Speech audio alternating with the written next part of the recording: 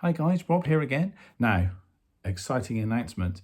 The first of a run of masterclasses and clinics that I'm going to be doing over the next couple of months and into next year. The first one is going to be on Monday, the 18th of November at the amazing Drumattic in Frome. Now, Drumattic is run by my good friend Tristan Head. I've known him since he was, wee hey.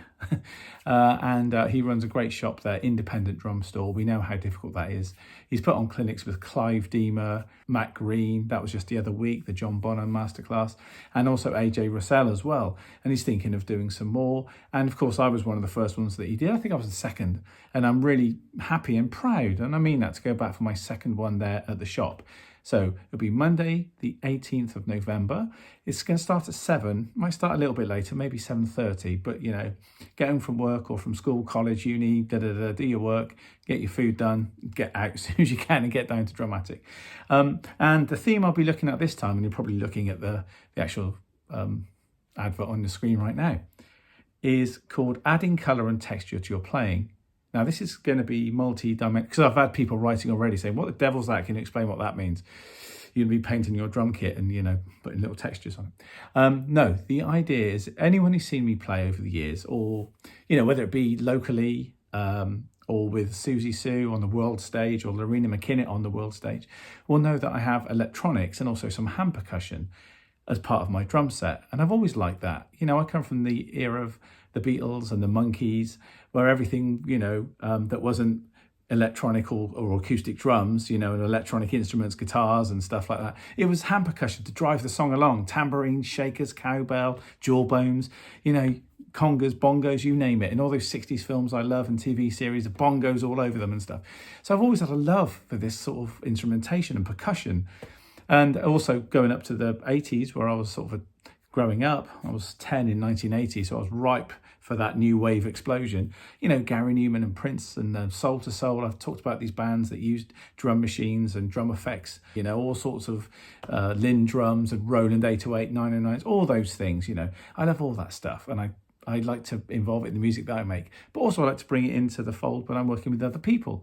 You know, so yeah, if you see me with Lorena McKinnett, you'll see me playing the Darabuka, you'll see me playing shakers, tambourines, left foot jam blocks or left foot cowbell. When I'm playing with Susie, I don't play so much hand percussion, but I change the sound of the drums by putting other effects onto the drums, you know, other drum heads, which I'll talk about, to change up and fatten up the sound.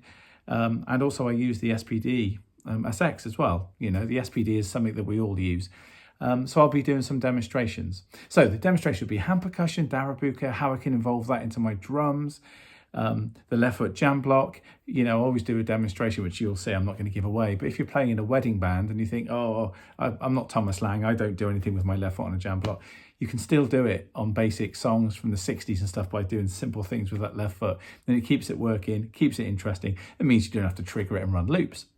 And the flip side of that is I also look at playing the SPD, triggering sounds. Yeah, it could be hand claps, could be another snare sound. There could be a trigger on the bass drum, one on the snare, some on the toms. But I'm not going down that route with the triggering so much. It's about what you can do in real time with it.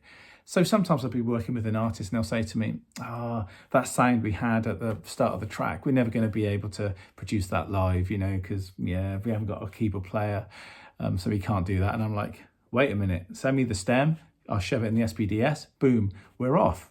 So I can use that. If I don't want to take hand percussion, tambourines and stuff and shakers, I can trigger them from the pad. So it's going to be getting you thinking about how you could use that. You don't have to be some sort of technical wizard, you know, and get lost in the world of kind of the electronics and all that kind of thing with this. You could use it very simply and very efficiently and very easily in the bands that you play in. Also, I will be showing, if you want to go down that route of, you know, writing loops and playing along to loops and the click and stuff like that. So obviously if you're playing loops live, if you stop a loop and keep playing, when you come back in, you know, if there's a break from the loop, you need to make sure you're in time. So understanding how the click works with that and things like that. And adding textures to the set. As I said about someone saying they want a sound at the start of a song, you know, but if you're in rehearsal, you're playing with a band and you think, we need something extra that maybe the two guitars aren't giving us if you haven't got a keyboard player.